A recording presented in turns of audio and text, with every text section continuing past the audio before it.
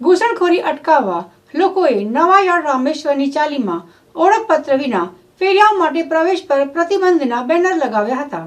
આતંકવાદી હુમલા બાદ શહેરમાં પોલીસ દ્વારા બાંગ્લાદેશી ઘૂસણખોરીને અટકાવવામાં આવી રહી છે અને તપાસ કરવામાં આવી રહી છે. ત્યારે બીજી તરફ નગરજનો પણ હવે જાગૃતતા તરફ આગળ વધ્યા હોવાનું જાણવા મળ્યું છે.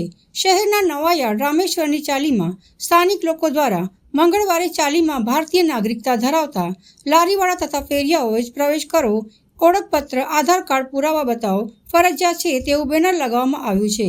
જે કોઈ પણ ફેરિયા અહીં પ્રવેશે છે તો તેમના આધાર કાર્ડનો પુરાવો સ્થાનિક લોકો દ્વારા ચેક કરવામાં આવી રહ્યો છે. કારણ કે પહેલગામમાં જે ઘટના થઈ છે, પ્રવેશી ઉપર હુમલો થયો છે, તેના કારણે સરકારે જે નિયમ લાગુ પાડ્યો છે તેનો અમે અમલ કરીએ છીએ અને અમારાથી 500 મીટર દૂર નવાયાર્ડ આવેલ છે. ત્યાં શંકાસ્પદ આતંકવાદીઓ, બાંગ્લાદેશના આતંકવાદીઓ છે તેમ શંકા છે.